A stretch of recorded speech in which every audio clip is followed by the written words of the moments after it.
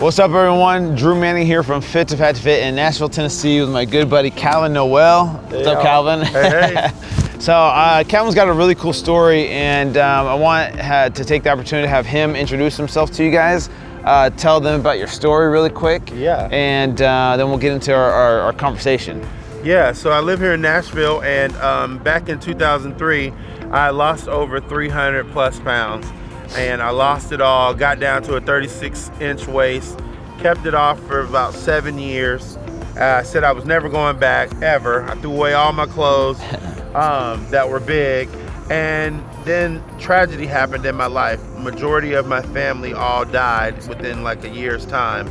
And when they died emotionally, it was from everybody, from mom, dad, grandparents, aunts, uncles, everybody's just, they're gone. Yeah. And I just felt a lot of pain, and I started eating again. And then I gained all the weight back, plus some. And so in the last 18 months, you know, I met Drew. I reached out on Instagram, and just because I thought he was different than most trainers, because he went through a journey on his own, and he had a lot of empathy. And I've been working with him for the 18 months, and I'm down 170 right now, and so I'm about halfway there. Yeah. And loving the journey, you know, but I'm really loving what's happening inside of me. Yeah.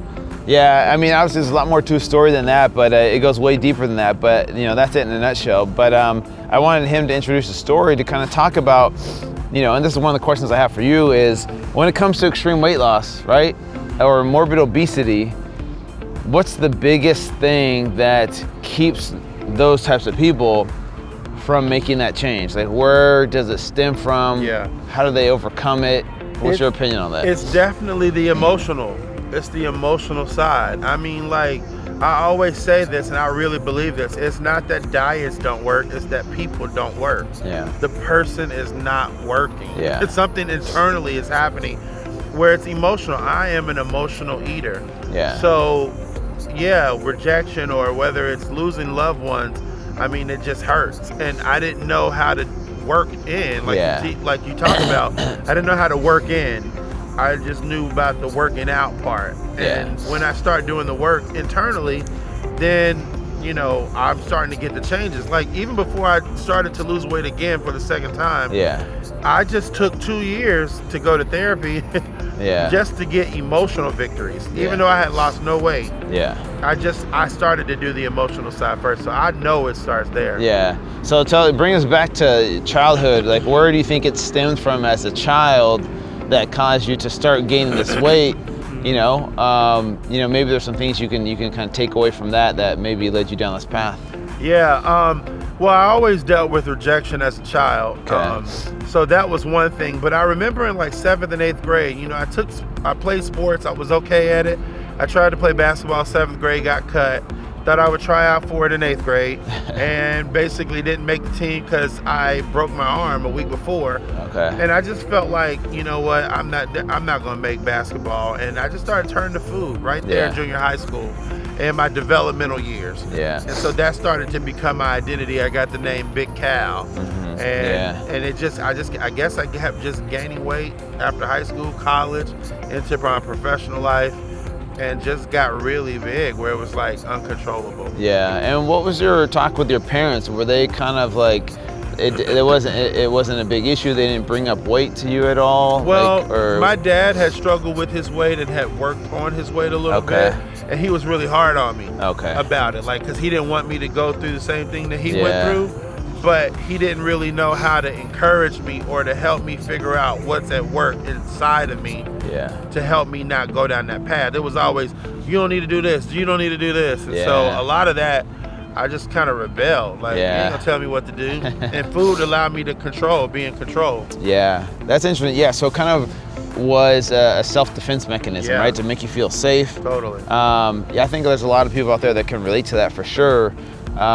Which I think is really interesting, because I think, you know, a lot of it comes from some type of self-worth issue or deep emotional issue. A lot of people out there just think, hey, stop eating, you know, you just eat less and work out. What's wrong with you, right? But they don't know the pain that person's going through. Like, when anyone's addicted to something, instead of asking that person why the addiction, ask them why the pain. What pain are you covering up? that's causing you to be addicted. And for you, it's food. For some people, it's drugs or sex or alcohol. Right. It could manifest in a lot of different forms. Right. And for you, it was food. But my next question is, what was it that made you want to make a change when you lost the weight the first time? Because you probably tried to diet before that, but what was it that made you want to make that change the first time around? Well, it was kind of, I knew I wanted to make a change. I knew that I needed to. Yeah. But I had a friend that was a trainer at the time, and he was just saying, hey, why don't you just give me 90 days? Okay. And for whatever reason, I just thought, all right, well, if I can't do 90 days, I'm out. And I told him, I was like, if I don't lose weight, I'm gonna be with you for 90 days. Yeah. The same thing I told you about keto. Yeah. I was like, hey, I'm gonna do this for 90 days. If keto don't work, I'm gonna get rid of it. And I started to see the results. Yeah. And then that made me keep going. I was like, well, 90 days turned into 120 days, then it turned to 6 months, then it turned into 18 months, and then I'm down, into a 36 size pants. Yeah. So I was then. Yeah, well, that's cool, man. I mean, and that's, I think, some people have different moments of when it sparks them to make a change, you know? And sometimes maybe in your situation, someone just inviting you to do it versus like, just people telling you, hey, you should lose the weight, right? So maybe like, hey, come with me, give me 90 days, let's do this, But the thing that I think that was missing before, I was doing the diet. Yeah. I wasn't doing the emotional work. Yeah. I wasn't he wasn't asking me the why. Oh, okay, gotcha. You know what I mean? We were showing up at the gym and I was losing the weight, and I was kind of motivated by the vanity of people were celebrating me. Yeah. And, but I wasn't doing the work to say, well, what are you going to do when the compliments stop? Yeah. Calvin, you're building this whole weight loss off of the accolades. Yeah. And that was the issue. I didn't do the inner emotional healing. And you feel like this time around you got different tools in your tool belt to help you on the mental emotional side, so that as you lose the weight, it's not coming from a place of vanity or self-hate, you're coming from a place of self-love. Yeah, totally. I mean, now I know if I lose a loved one, I'm calling my therapist. Yeah. If I lose a job, I'm calling my therapist. I mean, or I'm calling you. I'm like, I'm able to communicate the pain a lot easier. I'm more aware is what I say. I feel like I'm more aware. Yeah. And I feel like that, I'm hoping that would be the difference in this journey for sure. Yeah. And so how are you liking keto and intermittent fasting so far? Because you didn't do keto the first time around. No, I didn't do keto the first time around. And I didn't know, to be honest, I didn't know if I was going to like it. Yeah. Because I was like, people say, you can't live without carbs. But it's like you said, it's the only thing that's out there that I can enjoy the ride. Like, I got a long journey. Yeah.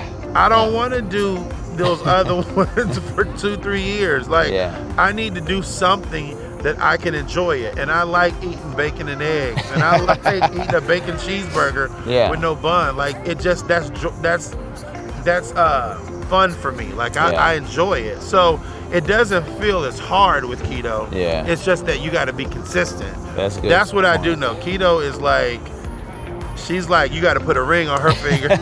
You can't cheat on her. No. But if you're faithful to her, she's awesome. Yeah, and it sounds like it's a little bit easier to be faithful to her on keto versus, steamed broccoli and boiled chicken breast with no fat, no salt. That's the worst. I would never do that for 3 years to lose all this weight. Yeah. Never.